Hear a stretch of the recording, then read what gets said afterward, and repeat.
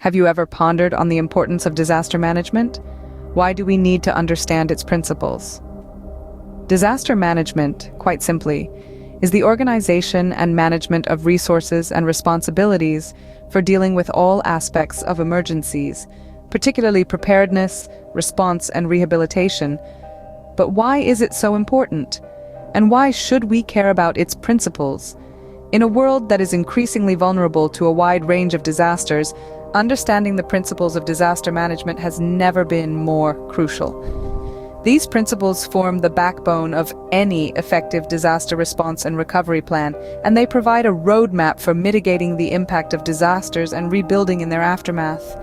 The principles of disaster management encompass a broad spectrum, from a comprehensive approach that covers all stages of a disaster, to risk assessment and management, to community participation and coordination among various stakeholders. They also involve clear communication and information management, mobilization of resources, capacity building at individual, community, and institutional levels, adaptation based on past experiences, maintaining principles of humanity, sustainability, and establishing legal and policy frameworks. Understanding these principles is not just about responding to disasters more effectively, it's about creating a safer and more resilient world. It's about ensuring that our communities are prepared for any disaster that may come our way, that we can respond quickly and effectively when disaster strikes, and that we can rebuild stronger and better in the aftermath. It's about recognizing that disaster management is not just the responsibility of governments or aid agencies, but of all of us. We all have a role to play in making our world safer and more resilient. So whether you're a student studying disaster management, a professional working in the field, or just someone who wants to understand more about how we can protect our world, these principles provide a solid foundation for understanding and responding to disasters. Understanding these principles will not only equip us to better manage disasters, but also help us in creating a safer and more resilient world. The first principle we will explore is the comprehensive approach. In the realm of disaster management, the importance of a comprehensive strategy cannot be overstated. This includes a holistic view that covers all phases of a disaster: prevention, preparedness, response, and recovery. In the prevention phase, we aim to minimize the risks and impacts of potential disasters through proactive measures. Preparedness then takes the front seat, developing plans and capacities to effectively respond when a disaster strikes. The response phase is all about acting swiftly and efficiently to manage the immediate impacts of the disaster. This can involve evacuation, rescue, and immediate relief operations. Lastly, the recovery phase focuses on restoring the affected area to its pre-disaster state. It involves rebuilding infrastructure, restoring public services, and helping the community return to normal. A comprehensive approach ensures we are prepared for all aspects of disasters, not just the immediate aftermath. Risk assessment and management is another crucial principle in disaster management. It's like having a roadmap that guides us through potential hazards. This process involves identifying and assessing potential risks and vulnerabilities. We're talking about anything from natural disasters like hurricanes and earthquakes to human-induced hazards such as chemical spills or nuclear accidents. The aim is to understand the nature, likelihood, and potential impact of these events. It's about asking questions like, what could possibly go wrong? How likely is it to happen?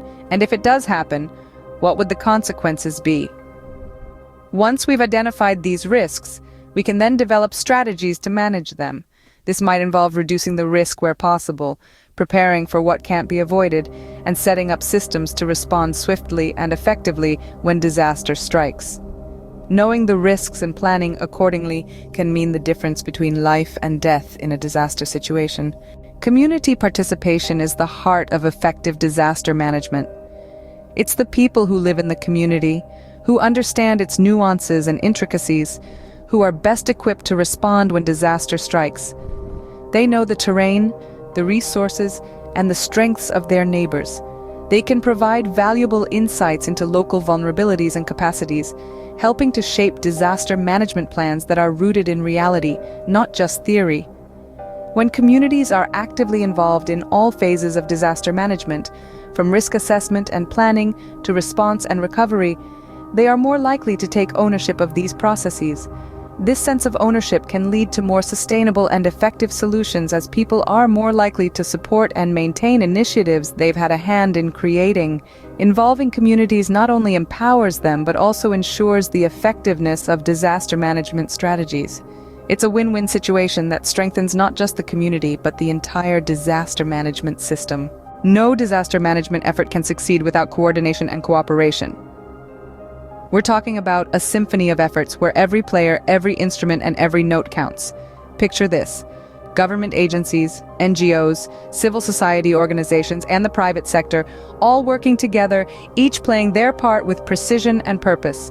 Effective coordination ensures that resources are used optimally, efforts aren't duplicated, and everyone is pulling in the same direction. Cooperation, on the other hand, fosters a sense of shared responsibility. It's about understanding that we're all in this together and that no one is immune to the effects of a disaster. But the magic really happens when coordination and cooperation intersect. This is where barriers are broken down, silos are shattered, and a unified front is formed. This is where we can truly make a difference and minimize the impact of disasters. Coordination and cooperation ensure that everyone is working towards the same goal, minimizing the impact of disasters. Clear communication is the lifeline in any disaster situation. It's the bridge that connects disaster management teams, affected communities, and the rest of the world. It's a cornerstone in every stage of disaster management, from preparedness to recovery. The importance of disseminating accurate information cannot be overstated.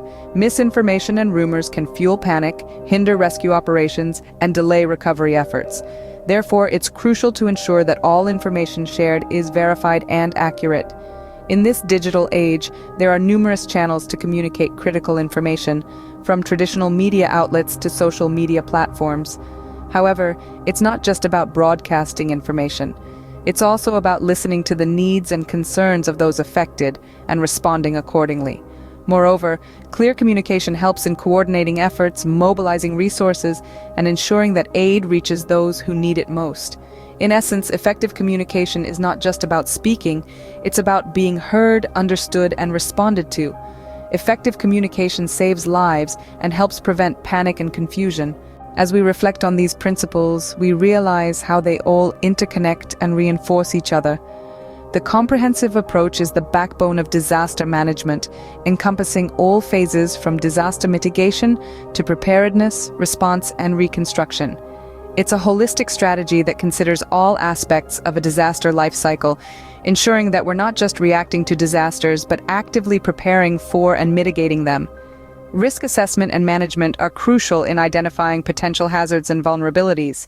It's about understanding what disasters can occur, where, and how severe they could be. It helps us prioritize our actions and resources, ensuring that we're well equipped to handle any disaster that comes our way. Community participation is paramount in disaster management. After all, who better to understand the needs and dynamics of a community than its members? By involving communities in all stages of disaster management, we empower them, enhancing their resilience and capacity to bounce back from disasters. Coordination and cooperation are vital among various stakeholders, including government agencies, NGOs, civil society organizations, and the private sector. It ensures a unified and effective response, avoiding duplication of efforts and ensuring resources are utilized efficiently. Communication and information management ensure that accurate information is disseminated through clear communication channels. It's about keeping everyone informed, from decision makers to the general public, ensuring transparency and trust. Resource mobilization is about activating necessary resources, both human and material, to respond effectively to disasters. It's about ensuring we have the right resources in the right places at the right times.